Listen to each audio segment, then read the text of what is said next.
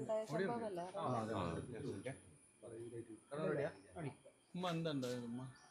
അത് ഇന്നലെ കുട്ടികള് ഫസ്റ്റിൽ അവര് നിസ്കരിക്കാനാ പോവാ. അപ്പോൾ അവിടുന്ന് നിസ്കരിക്കാൻ കുട്ടികൾ ഇറങ്ങി. +2ൻ്റെ കുട്ടികളുണ്ട്, ഇവരുണ്ട്. +2ൻ്റെ കുട്ടികൾ മുന്നിലുള്ളതെന്ന് എനിക്ക് തോന്നുന്നത്. +1ൻ്റെ കുട്ടികൾ ഇങ്ങനെ വേക്ക് അവരും പോകുന്നുണ്ട്. അപ്പോൾ ഇവരാ ഇങ്ങ് +2ൻ്റെ കുട്ടികൾ വലിച്ചിങ്ങിട്ട് എന്നിട്ട് അടിക്കുമെന്ന് നോക്കുമ്പോൾ അപ്പോൾ പോലീസ് അവിടെ നിന്ന് ഇങ്ങോട്ട് കയറി വന്ന്. അത് കണ്ടേരെ ഇവർ അങ്ങ് സ്കൂളിലേക്കും പോയി. അവർ പിന്നെ നമ്മളെ +1ൻ്റെ കുട്ടികൾ സ്കൂളിലേക്ക് കയറിപ്പോയി. +2ലെ കുട്ടികൾ റോഡുമേലേക്ക് ഓടിപ്പോയി.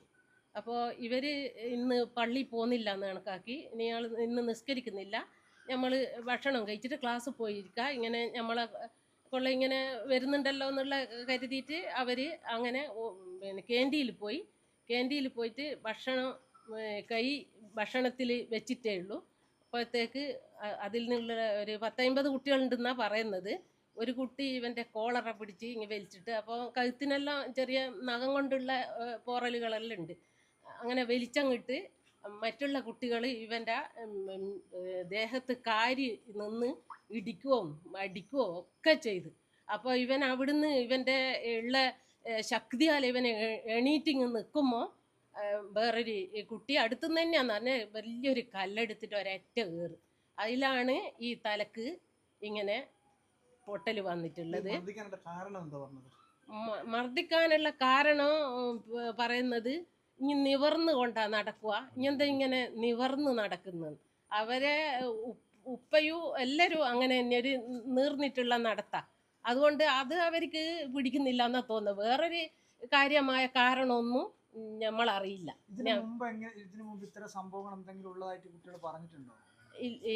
ഇവനോട് എപ്പോഴും ചോദിക്കോളൂ ഇനി എന്തെങ്കിലും നിവർന്ന് കിടക്കുന്നു. അയ്യൊരു പ്രശ്നേ പറയുന്ന കേട്ടിട്ടുള്ളൂ.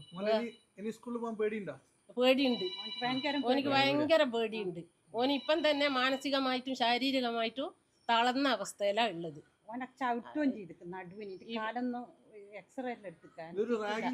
റാഗിങ് തന്നെ, ഫുൾ റാഗിങ് തന്നെയാണ്. അതിന് ഇതിന് കാര്യമായ എന്തെങ്കിലും ഒരു നടപടി ഇനുണ്ടാകണോ. ഇനി കേരളത്തിലെ ഒരു കുട്ടികൾക്കും ഇങ്ങനത്തെ ഒരു ഗതികേട് വരറ്. ഈ ഒരു സംഭവത്താല് എല്ലാ സ്കൂളുകളിലും ഈ റാങ്കിങ് എന്ന് പറയുന്ന സംഭവം നിർത്തലാക്കണം.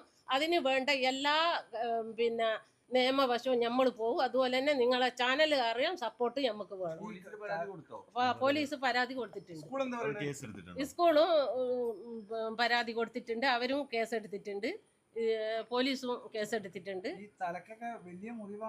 വലിയ മുറിവാ അതല്ലേ നിങ്ങൾ കാണുന്നുണ്ടാവുമല്ലോ. സ്റ്റിച്ച് ഉണ്ട്, സ്റ്റിച്ച് പിന്നെ 12 സ്റ്റിച്ചുണ്ട് മുറിവാ. പക്ഷെങ്കിൽ ഈ കല്ല് കൊണ്ട് ചതിവായ കൊണ്ട് അവർക്ക് തുന്നുവൻ അങ്ങനെ ആകാതെ കൊണ്ട് 4-5 തുന്നുമല്ലാതെ ഇതാക്കിയത്. അത് ഇന്നും നമ്മൾ പിന്നെ ഫസ്റ്റ് എത്തിപ്പെട്ടത് പാനൂര് ഹോസ്പിറ്റലിലാണ്. അപ്പോൾ അവർ പറഞ്ഞ് ഇപ്പം നമ്മൾ പോയവരും പറഞ്ഞ് വലിയ തുന്നണ്ടതാ, പക്ഷെങ്കിൽ തുന്നാൻ ഞമ്മക്കാകുന്നില്ല എന്ന് പറഞ്ഞ്. അത്രയും ചതഞ്ഞ പോലെ ആയിപ്പോയിട്ടുണ്ട് കല്ലുകൊണ്ട്. നമ്മള് പരാതി കൊടുത്തിട്ടുണ്ട്. സ്കൂളുകാരും അതിന് വേണ്ട പിന്നെ ഇതെല്ലാം നിയമവശമായെല്ലാം അവരും ചെയ്യുന്നുണ്ട്. CCTV ക്യാമറ പരിശോധിക്കുന്നുണ്ട്. നല്ല അറിയാൻ കഴിയും. സ്കൂളിൽ ചോദിച്ചപ്പോൾ അധ്യാപകർ പറഞ്ഞത് ഇത് എന്തിന്റെ പേരിലാണെന്ന് അധ്യാപകർ പറഞ്ഞത് റാഗിങ് തന്നെയാണെന്നാണോ അധ്യാപകർ പറഞ്ഞത്, മറ്റെന്തെങ്കിലും കാരണമാണോ? ഇല്ല മറ്റൊരു കാരണമൊന്നുമില്ല. അധ്യാപകർ ഏത് കാരണം പറഞ്ഞു എന്തിനാ കുട്ടികൾ അടി ഉണ്ടാക്കിയെന്നാണ് അവര് അറിയുന്നില്ല എന്തിനാന്നില്ല. ഇത് ഇങ്ങനെ രക്തം പാർന്ന് ഇങ്ങനെ എടുത്തോണ്ടുപോകുമ്പോ അവിടെയുള്ള മാഷ തന്നെ പറഞ്ഞു ഇങ്ങനെ എടുത്തു കൊണ്ടുപോകുമ്പോ പറയുന്നൊരു ബീട്രൂട്ട് കലക്കി ഒഴിച്ചിട്ട് പോകുന്നു. അങ്ങനെ കരുതിക്കൂട്ടി തന്നെയാണ് ഇത്. പിന്നെ പ്ലാനിങ്ങോട് കൂടെ തന്നെയാണ് ഈ പരിപാടി ഓല് ചെയ്തിട്ടുള്ളത്.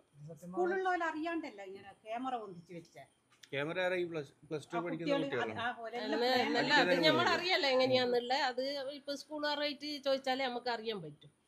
ജൂനിയർ വിദ്യാർത്ഥികൾക്ക് ഒരു സുരക്ഷിതത്വം